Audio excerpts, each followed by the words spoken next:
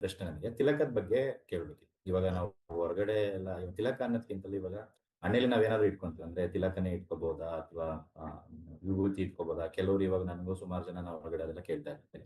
ಇದನ್ನ ಯಾಕೆ ಇಟ್ಕೊಂತೀರಾ ನೀವು? ಇದನ್ನ ಯಾಕೆ ಇಟ್ಕೋಬೇಕು? ಅಥವಾ ನಾವು ಬರೀ ವಿಭೂತಿ ಇಟ್ಕೋಬಹುದಲ್ವಾ? ಅಥವಾ ಕುಂಕುಮ ಇಟ್ಕೋಬಹುದಲ್ವಾ? ಸೊ ಇಲ್ಲ ಅಂದ್ರೂ ಕೂಡ ಹಂಗೆ ಇರ್ಬೋದಲ್ವಾ? ಸೊ ಇದ್ರ ಬಗ್ಗೆನೂ ಸ್ವಲ್ಪ ಹೇಳಿ. ಸೊ ಏನ್ ಬೇಕಾದ್ರೂ ಇಟ್ಕೊಳ್ಬೋದು ಹಣೆಗೆ. Very simple. ಹಣೆಗೆ ಇಟ್ಕೊಳ್ಳೋದು ಏನು? ಹಣೆಗೆ ಇಟ್ಕೊಳ್ಳೋದು ನಾನು ಇಂಥವರ ಒಂದು ಭಕ್ತನಾಗಿದ್ದೀನಿ, ಇಂಥವರ ಒಂದು ಇದಾಗಿದ್ದೀನಿ ಅಂತ ತೋರ್ಸೋದಕ್ಕೋಸ್ಕರವಾಗಿ. ಖಾಲಿ ಹಣೆ, ಏನು ಹಣೆಯಲ್ಲಿಲ್ಲ ಅಂದ್ರೆ ಏನ ಸಂದೇಶ ಕೊಡುತ್ತೆ? ಖಾಲಿ ಹಣೆ ಆಗಿರುವಂಥದ್ದು ಶವಕ್ಕೆ ಸಮಾನ. ಹಣೆಯಲ್ಲಿ ಏನೂ ಇಲ್ಲ ಅಂದ್ರೆ ಅದು ಶವಕ್ಕೆ ಸಮಾನವಾಗಿ ಅಷ್ಟೇ, ವೆರಿ ಸಿಂಪಲ್. ಸೊ ಹಣೆಯಲ್ಲಿ ಕುಂಕುಮ ಇಟ್ಕೊಂಡ್ರೆ ನಾನು ನಾನು ದೇವಿಯ ಆರಾಧಕನು ಅಂತ ಹೇಳ್ಕೊಡುತ್ತೆ. ನಾನು ವಿಭೂತಿ ಇಟ್ಟಾಗ ನಾನು ಶಿವನ ಒಂದು ಭಕ್ತನಾಗಿದ್ದೀನಿ ಅಂತ ತೋರಿಸುತ್ತೆ. ಈ ರೀತಿ ತಿಲಕ ಇಟ್ಕೊಂಡಾಗ ನಾನು ಈ ಒಂದು ವಿಷ್ಣುವಿನ ಒಂದು ಭಕ್ತ, ಕೃಷ್ಣನ ಭಕ್ತ ಅಂತ ತೋರಿಸುತ್ತೆ. ಸೊ ಒಂದೊಂದು ಪರಂಪರೆಯಲ್ಲಿ ಒಂದೊಂದು ವಿಧದ ಒಂದು ತಿಲಕ ಅನ್ನೋದು ಇರುತ್ತೆ. ಅದಕ್ಕೆ ಸಂಪ್ರದಾಯಕ್ಕೆ ಸಕ್ಕಂಗೆ ಅವರು ತಿಲಕ ಅನ್ನೋದು ಇಟ್ಕೊಂಡಿರ್ತಾರೆ. ಉದಾಹರಣೆಗೆ ಶ್ರೀ ಪರಂಪರೆಯಲ್ಲಿ ನೋಡ್ಬೋದು, 2 ಬಿಳಿ ನಾಮದಲ್ಲಿ ಮಧ್ಯದಲ್ಲಿ ಕೆಂಪು ನಾಮವನ್ನು ಇಟ್ಕೊಂಡಿರ್ತಾರೆ. ಯಾಕಂದ್ರೆ ಶ್ರೀ ಪರಂಪರಾ ಲಕ್ಷ್ಮೀ ದೇವಿಯ ಪರಂಪರೆ ಆಗಿರೋದ್ರಿಂದ ಲಕ್ಷ್ಮೀ ದೇವಿನ ಹಣೆಯಲ್ಲಿ ಇಟ್ಕೊಂಡಿರ್ತಾರೆ. ಇನ್ನು ಮಧ್ವ ಸಂಪ್ರದಾಯದಲ್ಲಿ ಅದನ್ನ ನೋಡ್ಬೋದು, ಯಾವ ರೀತಿ ಒಂದು ಇದನ್ನ ಪಿಟಿಗೆ ಹಾಕಿ ಅದರ ಮೇಲೆ ಒಂದು ತಿಲಕ ಇಟ್ಕೊಂಡು ಆ ರೀತಿ ಅನ್ನೋದು ಹಾಕ್ತಾರೆ. ಒಬ್ಬೊಬ್ರು ಒಂದೊಂದು ರೀತಿಯಲ್ಲಿ ಹಾಕ್ತಾರೆ. ಸೊ ಇವಾಗ ನಮ್ದು ಬಂದು ಬ್ರಹ್ಮ ಮಧ್ವ ಗೌಡಿ ಸಂಪ್ರದಾಯ. ಕೃಷ್ಣನ ಒಂದು ಚಿಹ್ನೆನ ಇಲ್ಲಿ ಹಾಕ್ತಾ ಬರುತ್ತೆ. ಸೊ ಈ ಒಂದು ತಿಲಕ ಹಣೆ ಮೇಲೆ ಇರುವಂಥದ್ದು ಏನು ಅಂದ್ರೆ ಭಗವಂತನ ಪಾದ. Very simple. ಭಗವಂತನ ಪಾದವನ್ನು ಇಟ್ಟಿರುವಂಥದ್ದು. ಮೂಗಿನ ಮೇಲೆ ಇಟ್ಟಿರೋದು ತುಳಸಿ ಮಹಾರಾಣಿ ಭಕ್ತಿದೇವಿ. ಸದಾ ಭಗವಂತನ ಪಾದದಲ್ಲಿ ನಿವಾಸುವಂತ ಭಕ್ತಿದೇವಿ. ಸೊ ಅದಕ್ಕಲ್ಲಿ ಈ ಒಂದು ತಿಲಕ ಏನ್ ಸೂಚಿಸುತ್ತೆ? ಭಗವಂತನ ಪಾದ ಮತ್ತೆ ಭಗವಂತನ ಭಕ್ತಳಾದ ತುಳಸಿ ಮಹಾರಾಣಿನ ಸೂಚಿಸುತ್ತೆ. Okay? ಇದನ್ನ ಇನ್ನೊಂದು ಯಾವಾಗ ಇಡ್ಬೋದು, ಯಾರು ಇಡ್ಬೋದು, ಏನಿಡ್ಬೋದು? ಪ್ರತಿಯೊಬ್ಬರು ಇಟ್ಕೊಳ್ಬಹುದು, ಅರ್ಹತೆ ಇರೋರು. ನಾನು ಅದನ್ನ ಕಾಪಾಡ್ಕೊಳ್ತೇನೆ, ಅದರ ಗೌರವವನ್ನ ಕಾಪಾಡ್ಕೊಳ್ತೇನೆ. ಉದಾಹರಣೆಗೆ ಈ ತಿಲಕ ಇಟ್ಟಿದ ತಕ್ಷಣನೇ ನಮ್ಮನ್ನ ಯಾವ ರೀತಿ ಗುರುತಿಸ್ತಾರೆ? ನೀವು ಇಸ್ಕಾನ್‌ಗೆ ಸೇರಿದವರು, ನೀವು ಶಿಲ ಪ್ರಭುಪಾದರಿಗೆ ಆ ಒಂದು ಸಂಸ್ಥೆಗೆ ಸೇರಿದವರು ಅಂತಾರೆ. ಇವಾಗ ನಾನೇನೋ ಒಂದು ತಪ್ಪು ಮಾಡ್ತಿದ್ದೀನಿ. ಏನಂತಾರೆ?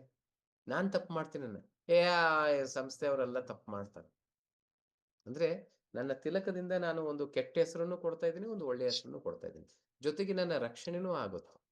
ತಿಲಕ ಇಟ್ಟಾಗ ಕೆಲವೊಂದು ಕೆಟ್ಟ ಕೆಲಸಗಳನ್ನ ಮಾಡೋದಕ್ಕೆ ಹಿಂಜರಿಯು ತಿಲಕ ಇಟ್ಕೊಳ್ಳೋದು. ಈ ಸಲ ಹಿಂಗ್ ಮಾಡೋದು. ಈ ರೀತಿ ನನ್ನ ನಿಯಂತ್ರಣ ಸಹ ಬರ್ತಾ ಹೋಗುತ್ತೆ. ಕ್ಲಿಯರ್? ಸೊ ಅತೀ ಮುಖ್ಯವಾದದ್ದು ಇನ್ನೊಂದು, ಪ್ರತಿಯೊಬ್ಬರು ತಿಲಕ ಇಟ್ಕೊಳ್ಬೇಕು ಅಂತೀನಿ ನಾನು. ಯಾಕೆ? ಆವಾಗ್ಲೇ ನನಗೆ ಶಕ್ತಿ ಅನ್ನೋದು ಬರುತ್ತೆ. ಇನ್ನೊಂದು ಶಾಸ್ತ್ರದಲ್ಲಿ ಭಾಗವತದಲ್ಲಿ ಹೇಳಲಾಗಿದೆ ನೋಡಿ, ನಾನು ಕಂಠಿಮಾಲೆ ಹಾಕಿದ್ದೀನಿ. ಈ ಕಂಠಿಮಾಲೆ ತಿಲಕ ಇದ್ದಾಗ ಯಮಧರ್ಮರಾಜನು ಮತ್ತೆ ಯಮಕಿಂಕರರ ಹತ್ರ ಒಂದು ಸಂಭಾಷಣೆ ಬರುತ್ತೆ. ಅದು ಬರುತ್ತೆ. 8ನೇ ಅಧ್ಯಾಯ ಅಜಾಮಿಲನ ಕಥೆ ಬಂದಾಗ ಅಲ್ಲಿ ಬೇಕಾದ್ರೆ ಹೇಳ್ತೀನಿ. ಸೊ ಅದರ ಒಂದು ಸಂಭಾಷಣೆ ಬರುತ್ತೆ. ಆವಾಗ ಯಮಧರ್ಮರಾಜ ಒಂದು ಮಾತು ಹೇಳ್ತಾನೆ. ಯಾರು ಈ ಒಂದು ಕಂಠಿಮಾಲೆಯನ್ನು ಹಾಕಿದ್ದಾರೆ ದಯವಿಟ್ಟು ಅಲ್ಲಿಗೆ ಹೋಗ್ಬೇಡ. ಅಕಸ್ಮಾತ್ ಹೋದ್ರುನು ಒಂದು 3 ಪ್ರದಕ್ಷಿಣೆ ಮಾಡಿ ಬಂದ್ಬಿಡು. ಯಾಕಂದ್ರೆ ಆತ ಭಗವಂತನ ಭಕ್ತನಾಗಿದ್ದಾರೆ. ಆಚಾರ್ಯರು ತಿಳಿಸ್ತಾರೆ. ಒಂದು ಉದಾಹರಣೆ ಕೊಟ್ಟು ಹೇಳ್ತಾರೆ. ನಾಯಿಯ ಉದಾಹರಣೆ ಕೊಟ್ಟು ಹೇಳ್ತಾರೆ. ಉದಾಹರಣೆಗೆ ನೀವು ನೋಡ್ಬೋದು, ಬೀದಿಯಲ್ಲಿ ಹಲವಾರು ನಾಯಿಗಳಿರುತ್ತೆ. ಆ ನಾಯಿ ಬೊಗಳಿದ ತಕ್ಷಣ ಏನ್ ಮಾಡ್ತೀವಿ? ಅದನ್ನ ಏನಾದ್ರು ಒಂದು ಕಲ್ಲೆತ್ಕೊಳ್ಳೋದು, ಹೊಡಿಯೋದು, ಏನೋ ಒಂದು ಮಾಡ್ತೀವಿ. ಕರೆಕ್ಟ್? ಆದ್ರೆ ಅದೇ ನಾಯಿಗೆ ಒಂದು ಬೆಲ್ಟ್ ಹಾಕಿದೆ ಅಂತ ತಿಳ್ಕೊಳ್ಳಿ. ಅದ್ ನಿಮ್ಮನ್ನ ಬೊಗಳುತ್ತೆ. ಏನ್ ಮಾಡ್ತೀರಾ? ಧೈರ್ಯವಾಗಿ ಕಲ್ಲು ಹೊಡಿತೀರಾ? ಇಲ್ಲ. ಯಾಕೆಂದ್ರೆ ಬೆಲ್ಟ್ ಇದೆ ಅಂದ್ರೆ ಅದಕ್ಕೆ ಯಜಮಾನ ಇದ್ದಾನೆ.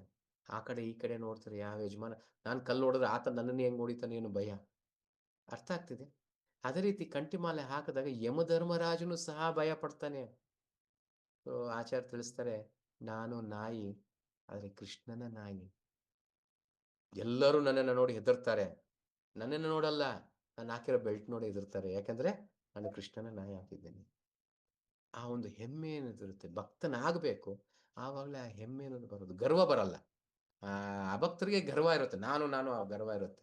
ಭಕ್ತರಾದವರಿಗೆ ಹೆಮ್ಮೆ. ನಾನು ಇಂಥ ಭಗವಂತನ ಸೇವಕನು, ಇಂಥ ಭಗವಂತನ ಭಕ್ತನು ಅಂತ ಹೇಳ್ಕೊಳ್ಳುವ ಒಂದು ಹೆಮ್ಮೆ ಅನ್ನೋದಿರುತ್ತೆ. ಸೊ ಅದಕ್ಕೆ ನಾನು ಪ್ರತಿಯೊಬ್ಬರಿಗೆ ಹೇಳ್ತೀನಿ, ತಿಲಕ ಇಟ್ಕೊಳ್ಳಿ. ಇಟ್ಕೊಂಡಾಗ ಜೀವನದಲ್ಲಿ ಸಾಧ್ಯ. ಅದಕ್ಕೂ ಧೈರ್ಯನೂ ಬೇಕು. ಅವ್ರು ಯಾರೋ ಕೇಳ್ತಾರೆ, ಇವ್ರು ಯಾರೋ ಹೇಳ್ತಾರೆ, ಧೈರ್ಯನೂ ಬರೋದಿಲ್ಲ ನಮಗೆ. ಆವಾಗ ನಮಗೆ ಯಾವಾಗ ಹೆಮ್ಮೆ ಅನ್ಸುತ್ತೆ, ಆವಾಗ ಧೈರ್ಯ ಬಂದಿದೆ. ಅವ್ರ ಹಣೆಯಲ್ಲಿ ಏನೂ ಇರೋದಿಲ್ಲ ಮಾತಾಡೋನ ವ್ಯಕ್ತಿಗೆ. ಹೇಳ್ಬೋದು, "ಲೇ ಶವಕ್ಕೆ ಸಮಾನವಾಗಿದ್ಯೋ ನೀನು? ನಾನಾದ್ರೂ ಇಂಥ ಸ್ವಾಮಿ, ಇಂಥ ಭಗವಂತನ ಅಖಿಲಾಂಡ ಕೋಟಿ ಬ್ರಹ್ಮಾಂಡ ಕೃಷ್ಣನ ಸೇವಕನಾಗಿದ್ದೀನಿ." ಮೊದ್ಲು ನನಗೆ ಆ ಪವಿತ್ರತೆ ಬರಬೇಕು. ಆವಾಗ ಧೈರ್ಯ ಬರುತ್ತೆ ಒಬ್ರಿಗೆ ಹೇಳೋದಕ್ಕೆ. ಇಲ್ಲ ಅಂದ್ರೆ ಒಂಚೂರು ಭಯವಾಗಿರುತ್ತೆ. ಆವಾಗ ತಿಲಕ ಇಟ್ಕೊಳ್ಳೋದಕ್ಕೆ ಅದಕ್ಕೆಲ್ಲ ಹಿಂಜರಿಕೆ ಇರುತ್ತೆ. ಬಟ್ ಯೆಸ್, ಒಂಚೂರು ನಾವು ಅಭ್ಯಾಸ ಮಾಡ್ತಾ ಆ ಧೈರ್ಯನೂ ಬರುತ್ತೆ. ಅಥವಾ ಇಡೋದಕ್ಕೂ ಸಾಧ್ಯವಾಗುತ್ತೆ. ಓಕೆ. ಹರೇ ಕೃಷ್ಣ ಪ್ರಭುಜಿ.